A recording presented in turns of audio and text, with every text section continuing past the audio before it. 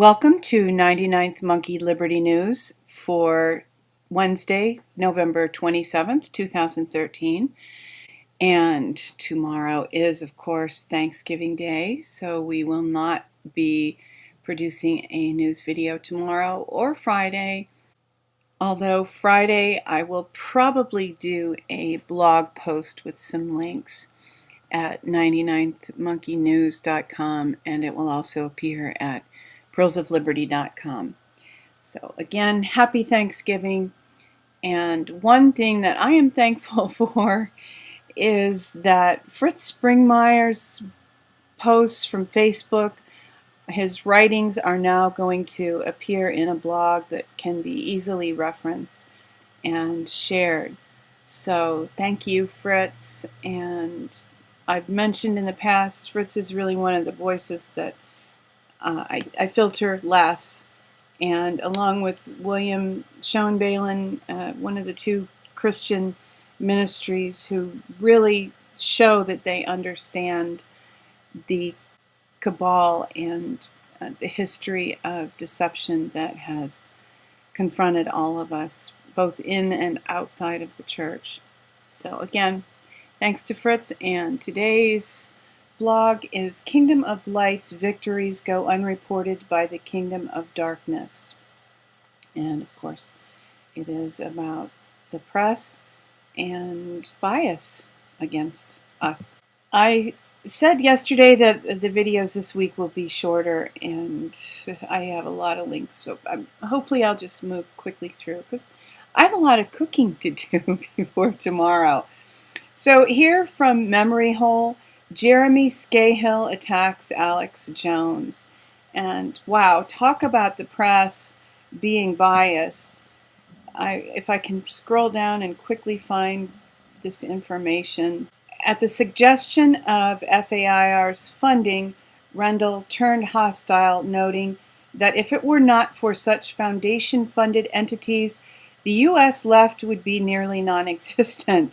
So this guy is justifying, these people are justifying receiving public funding so that their cause doesn't die. I mean, that might be an oversimplification, but I tend to oversimplify things anyway, if you hadn't noticed. And that's how I see this. I believe that's what that statement indicates. Of course, that is not a new idea, and although the image doesn't show here because I was away from my laptop after I loaded this page, Flash froze up, but Operation Mockingbird, CIA Media Control Program. And I had a link pertaining to this, explaining this the other day, but this is an actual video from a congressional hearing that shows the people being queried. Is the CIA funding media so that they can put their spin on the story? And this is an excellent video. It's only like 3 minutes long. If you can't convince people that this is going on, have them watch this video.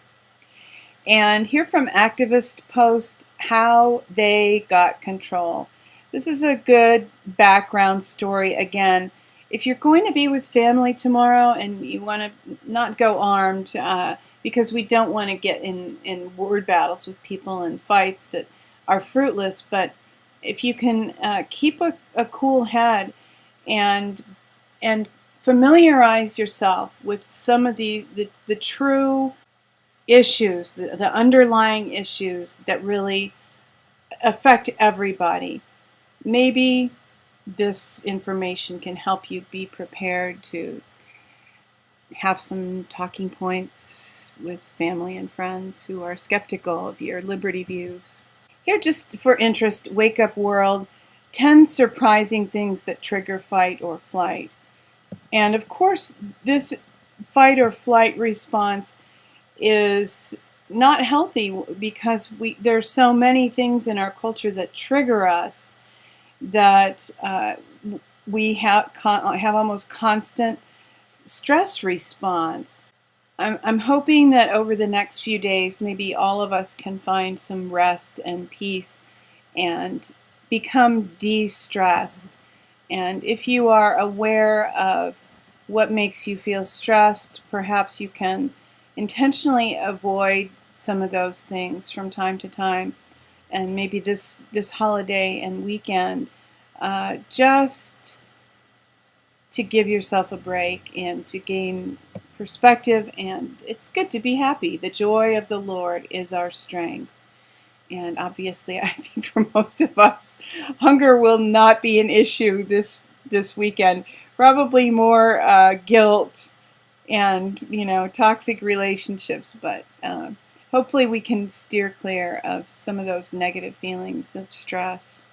And here from Natural News, feds may force all new cars to broadcast their location, speed, and direction to government authorities. Well, we've heard that this might be coming, and here's just more evidence of that.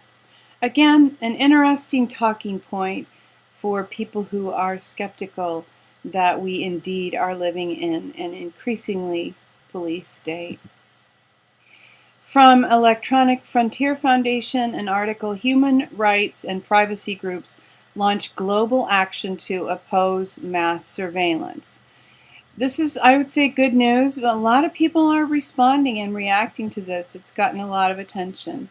And moving on, from the Activist Post, Bitcoin riches spill over to alternative digital currencies. And I saw this morning, I just caught just a fleeting glimpse.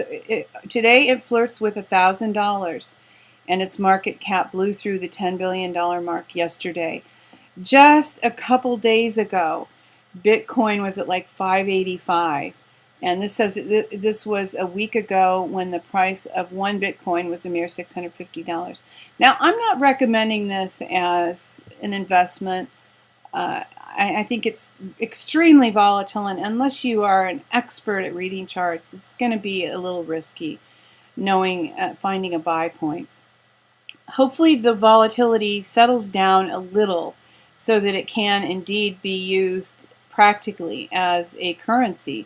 I mean, you buy something today that costs 10 Bitcoin, and tomorrow it costs 35 Bitcoin. That just doesn't work, and that's, of course, an exaggeration of the percentage increase of value, but it's too volatile. So again, I'm hoping that it does settle down, and as there are alternative digital currencies, perhaps one of them or some of them will be a little more stable and be able to be used as currency should be used with a lot of volatility, without a lot of volatility.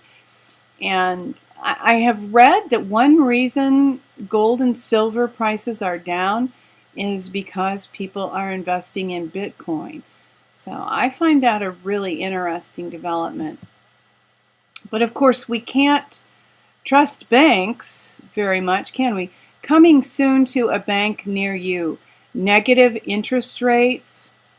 That is not a good sign. I mean, if you have any amount of money at all, this is probably going to prompt you into some kind of hard assets or some alternative currency like Bitcoin, just another place for your money. And I'm hoping that Max Kaiser and others will really get some of the crowdfunding programs off the ground and be able to finance projects that will genuinely benefit mankind outside of the control of Wall Street and the banks. More on banks. Major U.S. lenders could pay additional $104 billion in legal charges. And this has to do with the mortgage crisis and settle mortgage-related issues.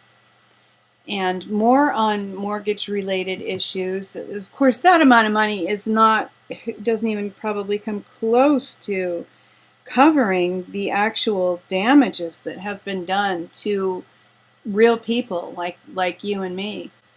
Foreclosure defense nationwide has this article, Victory in Montana. Supreme Court concludes MERS, that's the electronic signing, is not the beneficiary under Montana's non-judicial foreclosure statute, reverses summary judgment.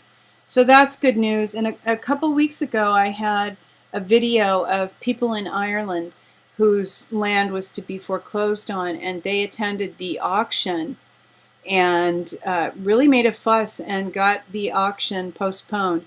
So there's a lot of nasty behind the scenes activity that is intentionally crafted to defraud homeowners, and all of us really. Call it a conspiracy, if you will. Here's another group that is moving to redeem titles. Clouded Titles, A Storm is Brewing. And there's a book that covers this subject. And these people are also giving classes to train people to clear their own titles and even to find a career in clearing the titles of others. So this is actually our good news for the day. A storm is brewing. Sometimes a storm clears the air, right? And hopefully these titles will be cleared. And once the wind blows through, the sun will shine again, and we will be able to hold land without fear of unjustly being defrauded of it. Thanks for tuning in for today's news. Again, wishing you happy Thanksgiving and a warm, pleasant weekend spent with loved ones. Weeping may endure for a night, but joy comes in the morning. Hoping that you will love one another. Take care. Don't go shopping on Black Friday. And insist on liberty.